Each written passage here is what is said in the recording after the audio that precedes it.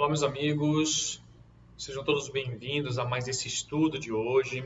Nós vamos hoje continuar o nosso aprendizado, né? Estudando o livro Premissas do Reino, psicografado pelo Divaldo Franco, né? Pelo espírito da Amélia Rodrigues, tá certo? Hoje nós vamos estudar o nosso 12º capítulo, tá? Que fala do obsediado Gerazeno, tá certo? Do obsediado Gerazeno. O termo Gerazeno, ele significa natural ou habitante, né, de Gerasa, que é uma cidade antiga lá da Palestina, tá certo? Então, só para que a gente possa se situar onde ficaria essa região, tá certo? Mas antes de a gente iniciar realmente, propriamente dito, o nosso estudo, vamos fazer uma prece, né? Vamos elevar os nossos pensamentos ao Mestre Jesus para que a gente possa receber dele, da espiritualidade amiga, toda a inspiração necessária para que a gente absorva melhor os seus ensinamentos. Tá bom, meus amigos? E nesse estudo de hoje nós vamos ver o quão importante é estar em conexão, né, com os nossos amigos espirituais, através da prece, através da vigilância. Então, esse estudo de hoje é muito importante para que a gente possa fazer essa reflexão. Tá bom? Então vamos lá, meus amigos, vamos fechar nossos olhos agora, né? Vamos elevar o nosso pensamento ao nosso Mestre Jesus, agradecendo sinceramente a oportunidade de estarmos aqui hoje, através dessa obra maravilhosa, Premissas do Reino, e estudando mais um pouco das suas passagens, refletindo um pouco mais das suas passagens, retirando o conteúdo, né, o substrato desses ensinamentos para que nós possamos efetivamente utilizar em nossas vidas. Fique conosco, Pai querido, nos auxilie nesse processo de reforma íntima e que Deus possa sempre ser o nosso esteio nessa jornada. Que assim seja. E é isso, meus amigos, que assim seja. Vamos, então, iniciar nossos estudos. E eu inicio esses estudos falando um pouco sobre a história que nós vamos falar hoje, né? Ela é uma história que gira em torno da cidade de Gerasa, né? Cidade lá da Transjordânia, né? Da Palestina.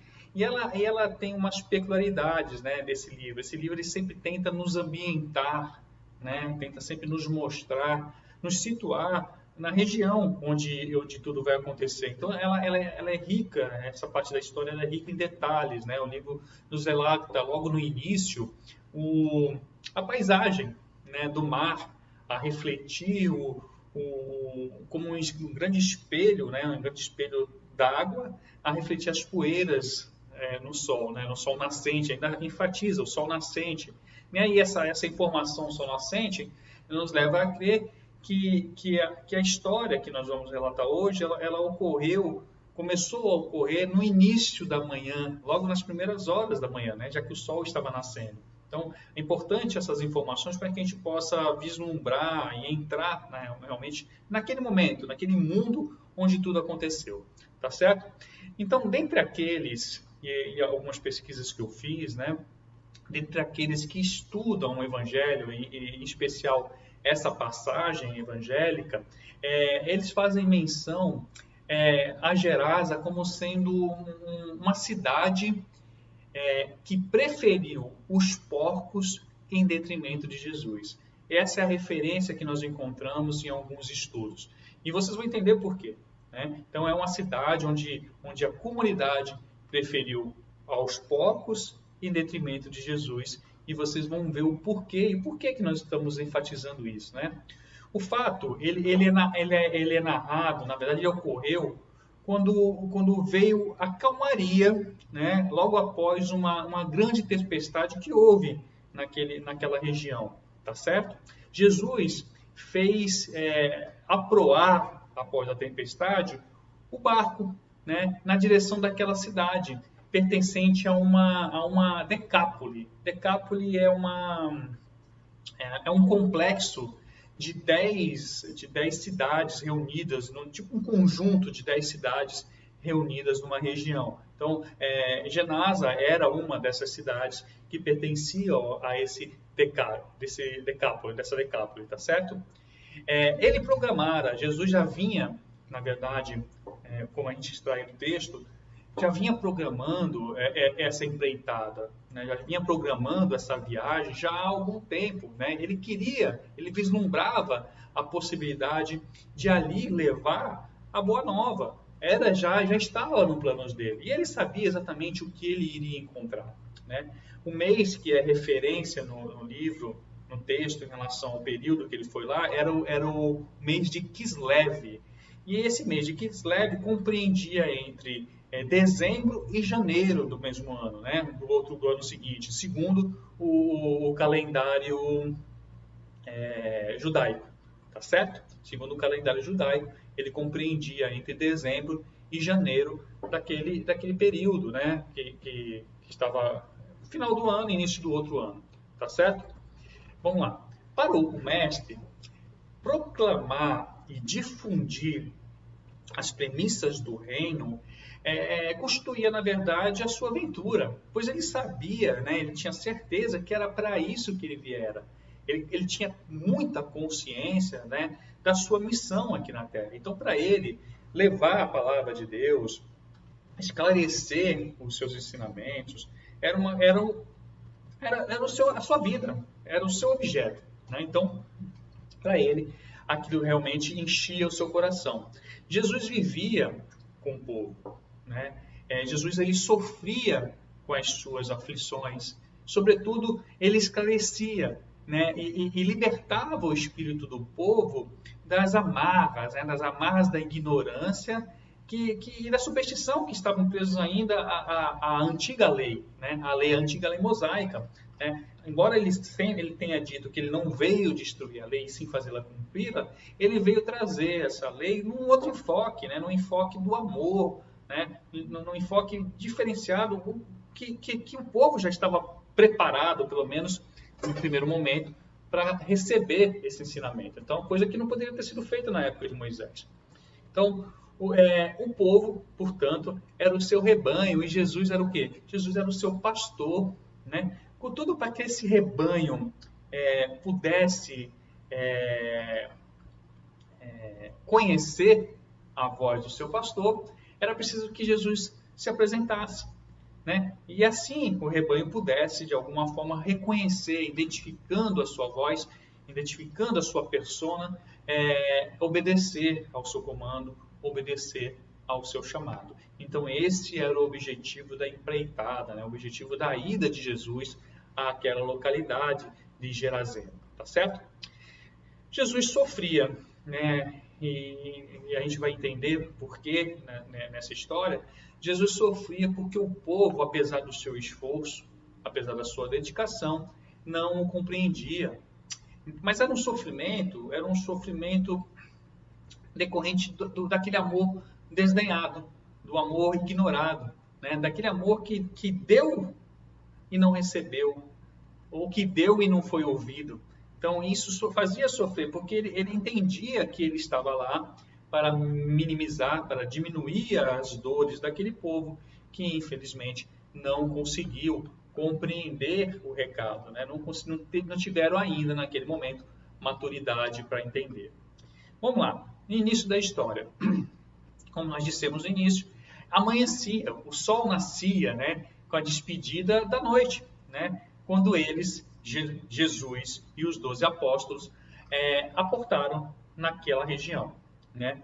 E mal eles haviam vencido, né, o trecho sinuoso, o barranco, né, que tinha após o desembarque, veio à sua frente uma figura, né, um homem medonho, um assustador, que veio ao encontro deles, né? Então, um homem realmente enfurecido se apresentou à frente deles e realmente assustou, em especial, né?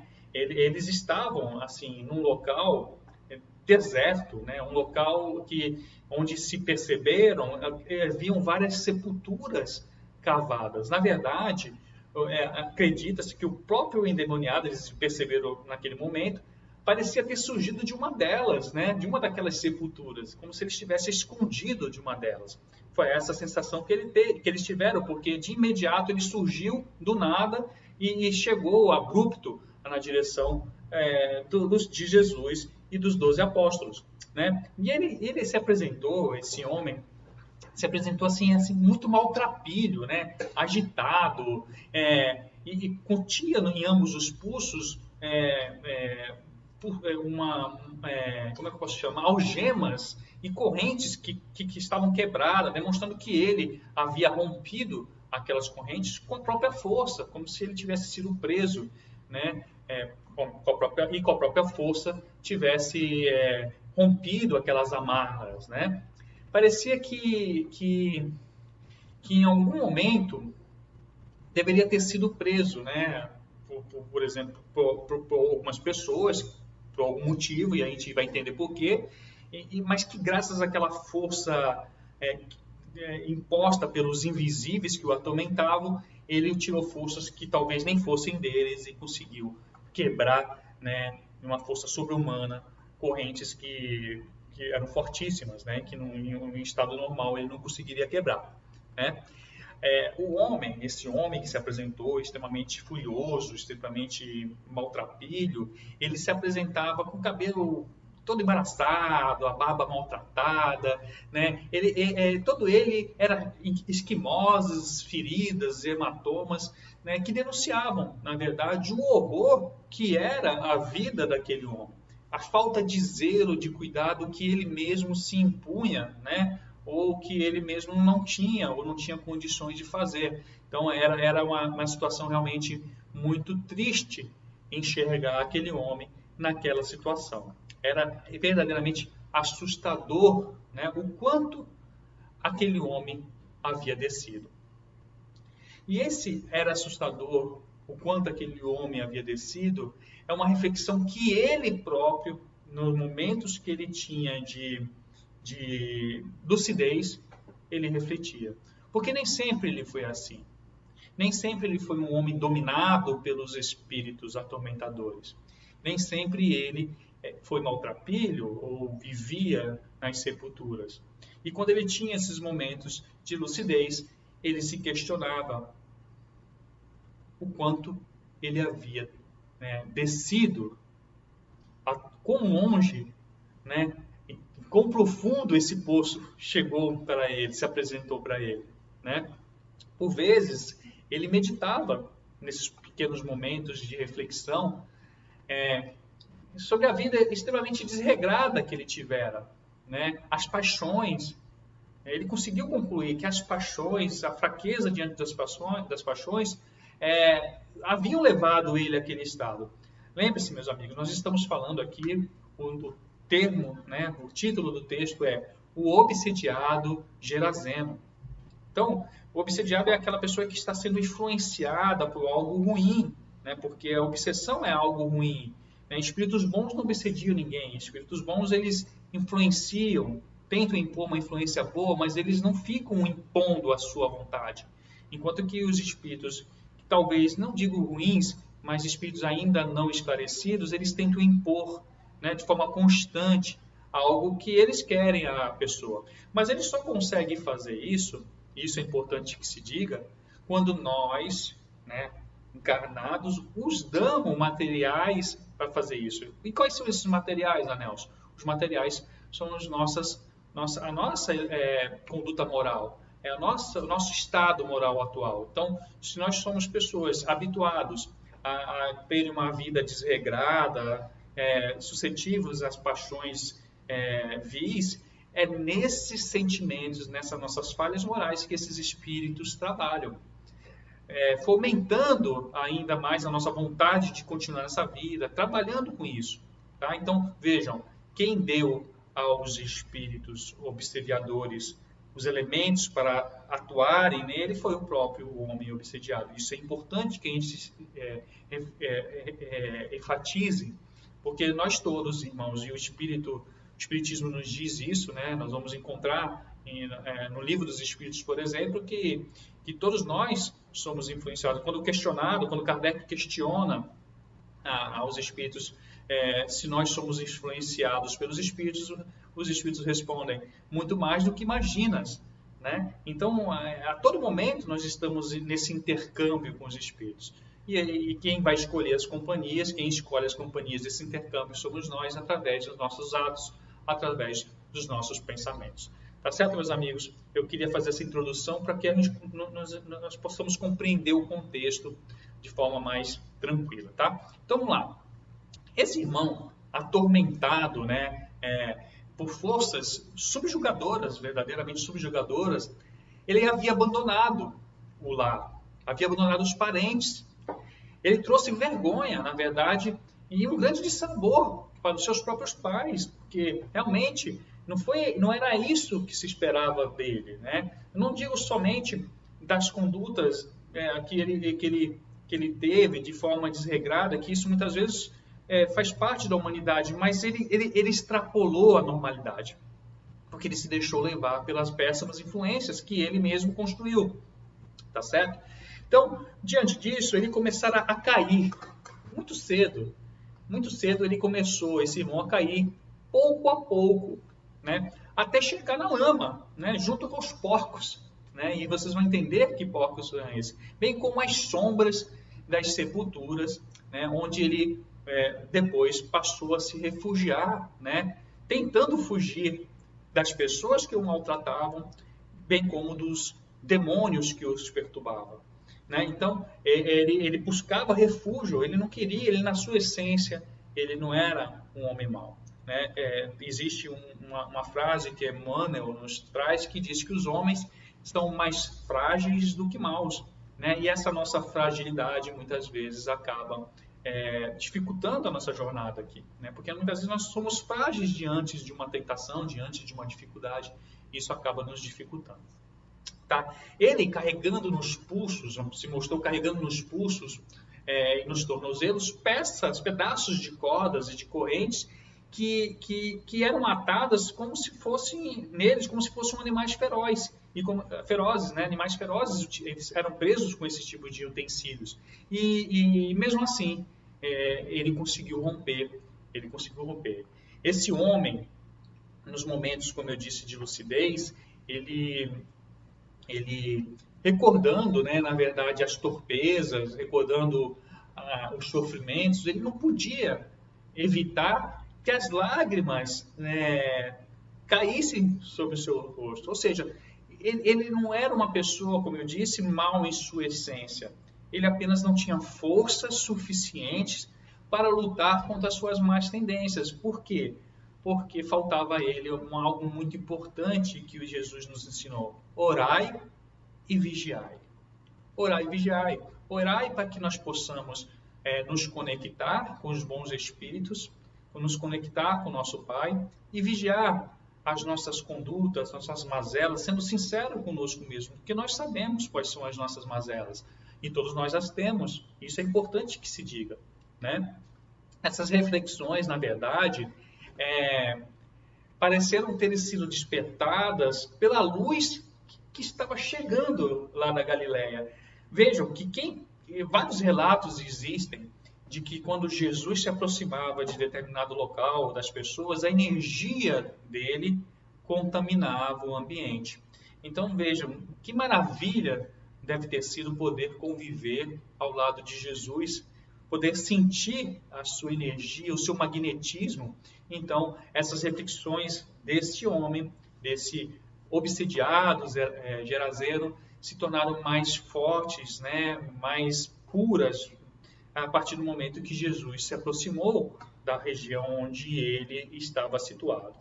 E de um salto, né, a gente tira isso dos textos, ele erguera-se de um dos túmulos, né, vazio, e dominado pelos espíritos que o maltratavam, ele se dirigiu, né, como eu disse, a Jesus.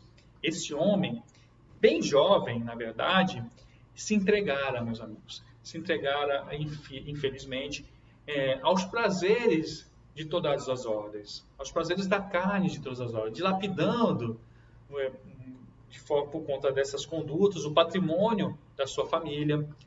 Ele cometera loucuras e desvarios assim, de todas as ordens que fizeram seus pais sucumbirem, verdadeiramente sucumbirem de vergonha, né, e de horror por tudo aquilo que ele fazia.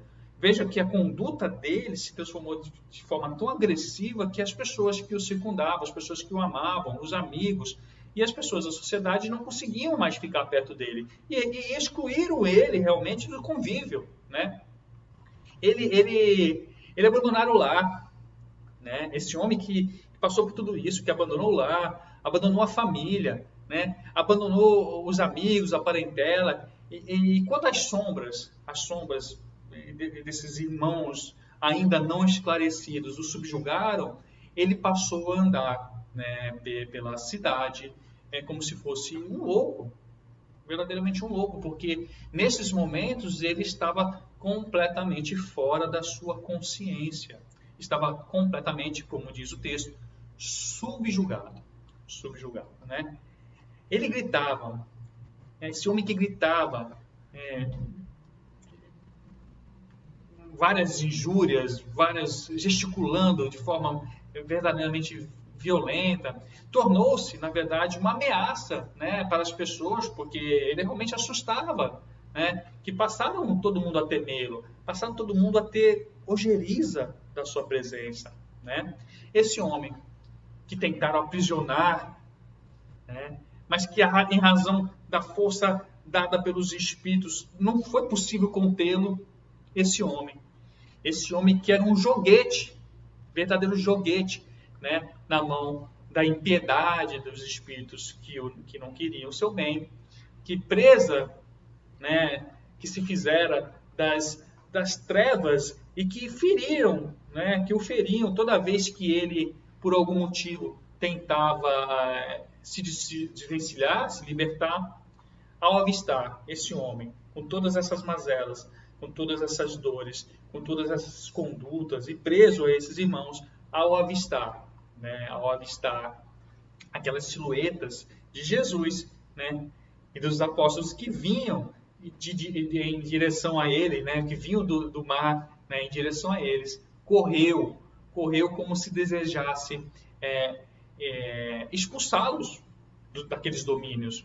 Ele foi de forma abrupta, correndo na direção de Jesus e dos apóstolos, como se desejassem que eles dali fossem partidos. O som era forte, o som era rouco e forte, né? E tão forte, tão rouco, que não se sabia ao certo, quem via de longe, se era um homem ou se era um animal ferido, né? Fez verdadeiramente que os apóstolos tremessem de medo, porque realmente assustava a forma como ele conduzia, né, se conduzia em direção àqueles homens. Mas a luz de Jesus, a luz que programara aquele encontro, o recebe. E o recebe indagando, como ele sempre fazia, né? Como se ele já soubesse, como se ele não soubesse a pergunta, a resposta, ele pergunta: quem és? Quem és? Naquele momento, Jesus,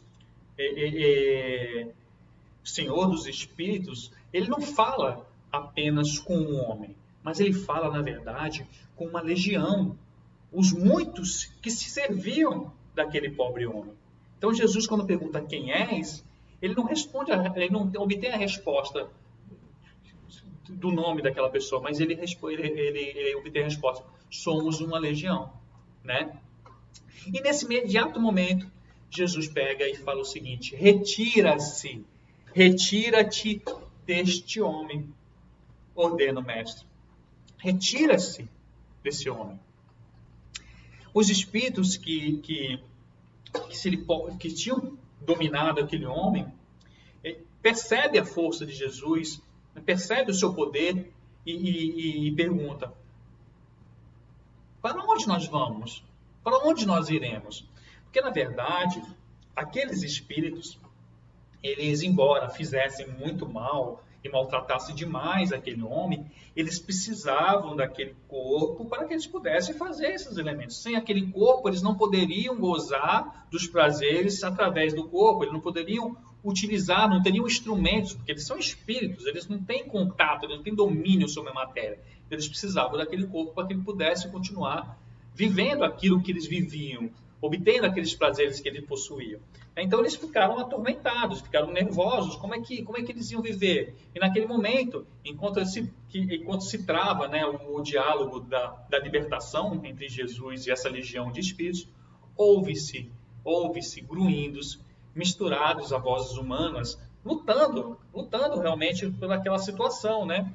Logo, inesperadamente, e aí vocês vão entender por que essa cidade preferiu os porcos do que a presença de Jesus. Então, logo depois, uma manada de porcos que se encontrava numa situação maior, num lajeado maior, pulou em direção ao mar e morreram todos afogados. Mais de 1000 porcos que foram lançados para dentro do mar, se jogaram para dentro do mar, porque foram dominados por esses espíritos que buscavam um elemento orgânico e se jogaram para dentro do mar de forma sem comando e morreram afogados. Tá? Vejam, esse texto bíblico é impactante, né? Impactante sobretudo se nós começarmos a refletir verdadeiramente como que esse homem chegou nessa situação. E essa reflexão é necessária, porque todos nós, irmãos, estamos sujeitos a isso, porque todos nós temos as nossas mazelas, temos os nossos pensamentos e somos influenciados, sim, em níveis maiores e menores, por todos os espíritos. Se nós estamos com uma vibração baixa, se nós estamos tristes, se nós estamos nos sentindo culpados, se nós estamos nos sentindo impotentes, aqueles que não querem a nossa felicidade, ou que querem fomentar, ou têm sintonia com esses pensamentos, vão fomentar esses pensamentos em nós, essas condutas em nós. Então nós temos que estar sempre vigilantes e sempre conectados com os nossos amigos espirituais, né? O atormentado, então, continuando, ele sacudiu-se, rolou-se de pedra em pedra e estatelou-se, assim meio que semiconsciente, né? Porque ele havia, naquele momento, já se libertado daquela influência, mas ele ainda ficou um pouco tonto. E nesse momento, Jesus e os apóstolos continuaram, se mantiveram em oração por esse irmão que acabara de se desvencilhar de anos, né, de um processo obsessivo pesado, obsessivo grave, e eles continuaram em oração.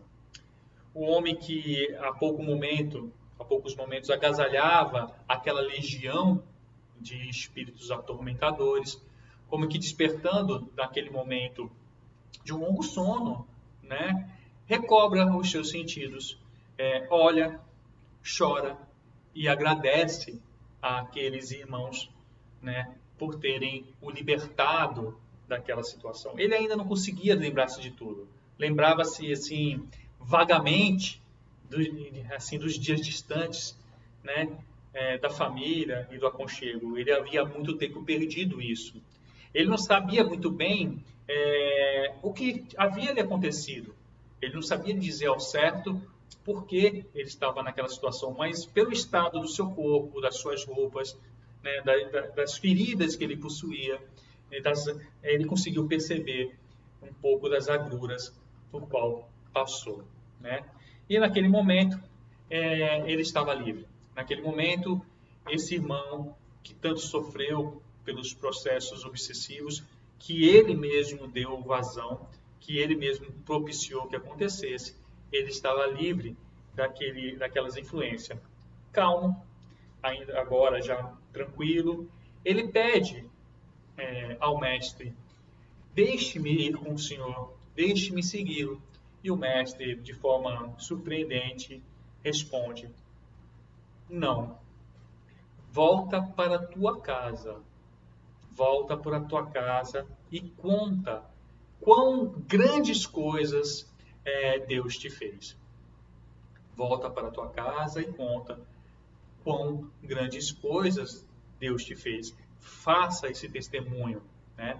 Depois disso, antes que o infeliz, agora renomado homem, atingisse a cidade para realmente dar o seu testemunho, os guardadores, os criadores de porcos, narravam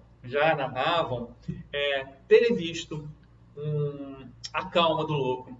Eles testemunharam o que aconteceu, né?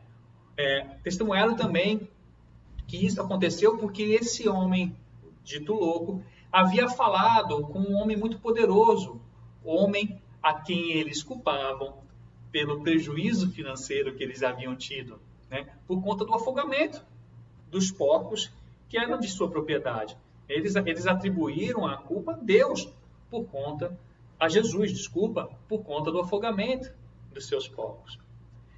O que expulsava os demônios, diziam. O que expulsava os demônios, diziam os proprietários dos porcos, arruinara a todos nós e vai arruinar a toda essa cidade. E o povo, liderado então agora pelos donos dos porcos, que foram, na sua cabeça, prejudicados, foi ao encontro do mestre e dos apóstolos e com pedras nas mãos, os expulsaram da cidade.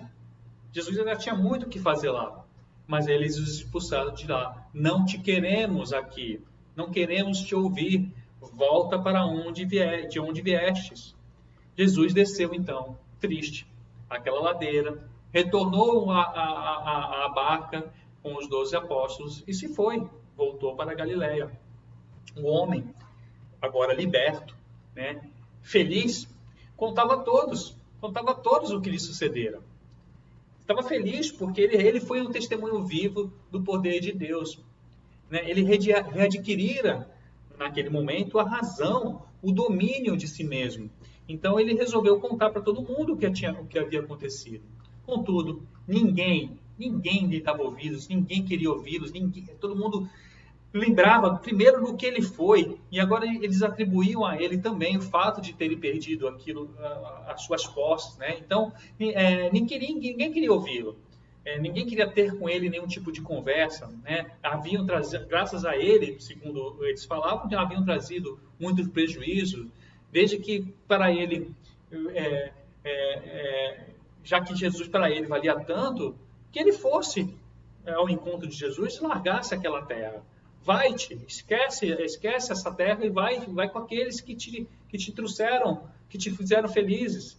Então, uma pedra, assim, desgovernada, não se sabe de onde veio, o atingiu. E o sangue, naquele momento, tingiu a terra, tingiu o chão.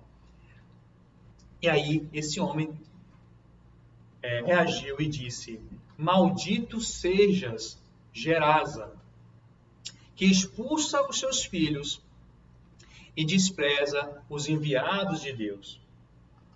E assim, após dito isso, ele ainda vagou alguns momentos pelas terras do Decápole, né, das 10 cidades que constituíam aquela região, narrando o que lhe fizera aquele homem da Galileia, aquele homem galileu.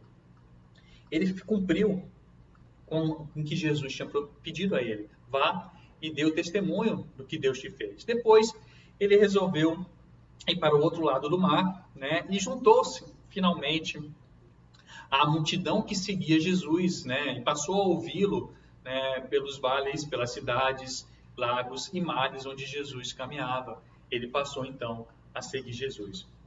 Reconhecido agora pelo bem que lhe fora dado, passou a auxiliar, né, aos sofredores, porque sofreram, porque sofredor também foi. Então, ele começou a amar, porque amaram ele. Então, amado, ele passou a amar, trabalhando pela implantação do reino de Deus no coração de cada um. Na sua curta estada naquelas terras de incrédulos, o poder do amor, naquele momento, transformou um homem endemoniado em propagador do seu reino. Então é isso, meus amigos. O amor, ainda que não tenha conseguido transformar toda aquela cidade, ele transformou um coração. E naquele momento, aquele coração se tornou um transformador de almas também. Tá? Então reflitam nessa história, é uma história muito interessante. E lembre-se que cabe a nós escolher as nossas companhias, sejam elas encarnadas ou desencarnadas. Um grande abraço e até mais.